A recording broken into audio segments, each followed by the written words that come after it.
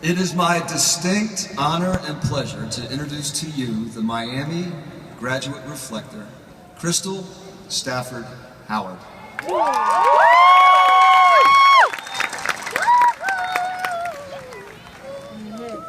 Thank you, Mr. Day.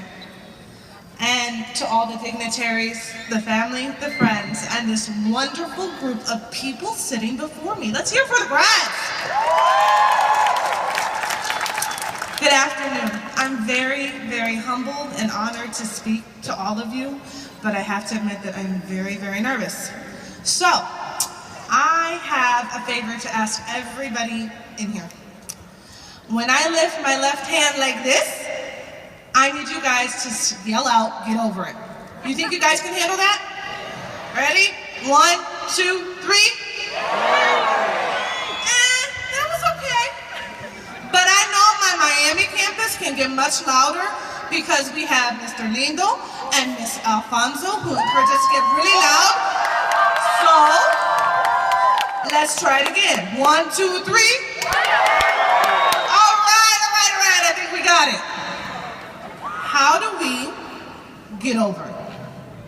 How do we get over those positions that keep us underpaid and underappreciated?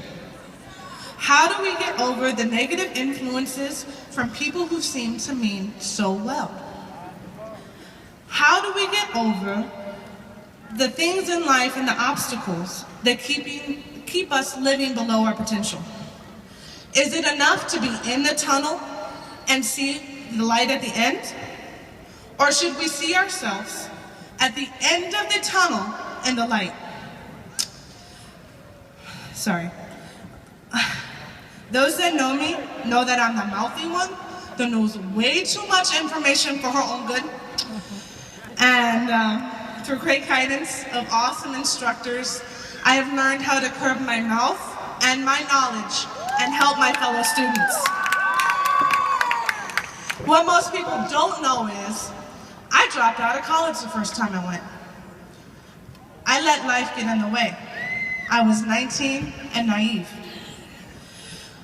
I graduated from a very, very small private high school where I had a full scholarship to attend, and I honestly didn't believe that I could live up to everybody else's expectations. The bar was set very, very high for me. I went back to school when I was 21. I almost finished the cosmetology program, but yet again, life got in the way. Making money was just a little bit too more important. I made money so well, I was a department manager in a retail store. Then at 23, I got pregnant with the most amazing son ever. You're gonna have to excuse me, he's my son, he's right there. When I was pregnant, I was told by certain people in my life that I should give my son up for adoption. The theory to their statement was the dream that I had of becoming a nurse would likely never happen because the demands of motherhood and then single motherhood would hold me back and it would never happen. I'm sure they all meant well, but they did not understand how hard I fought to bring in the one joy in my life. Single parents, I'm sure you can all understand.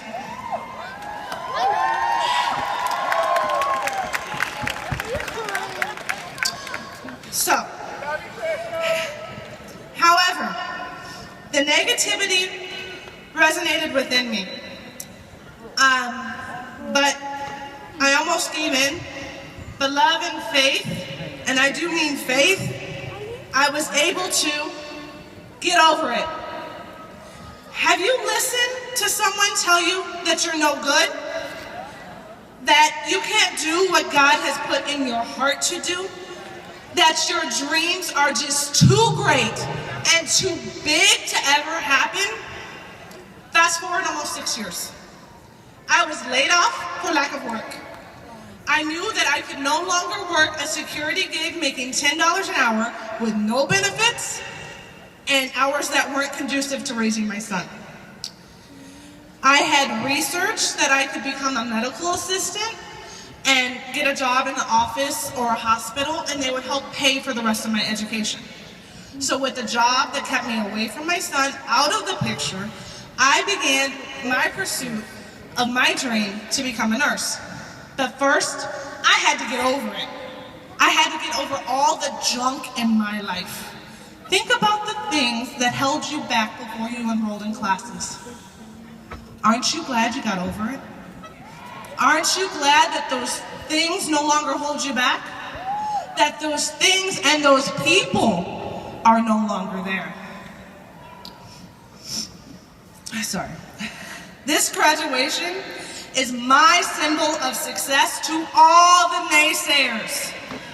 My beacon of light in a very negative world, because I decided to let all of it go. I got over it.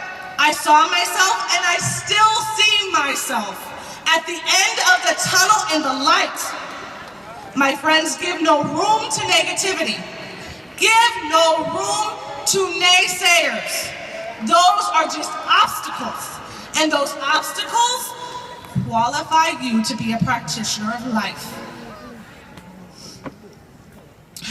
My friends, use the tools that were given to you by your instructors. Use the mistakes that you have made in your life as beacons to warn you from repeating them. Take the love and the support of your family and friends and use that as your push to overcome obstacles. That way, when you're faced with challenges, you're not looking to get around them, to lay underneath them, or not even face them at all. Because you can, and you will, get over it. I need everybody to say that. Ready? 1, 2, 3. We can? One more time. We can? Thank you.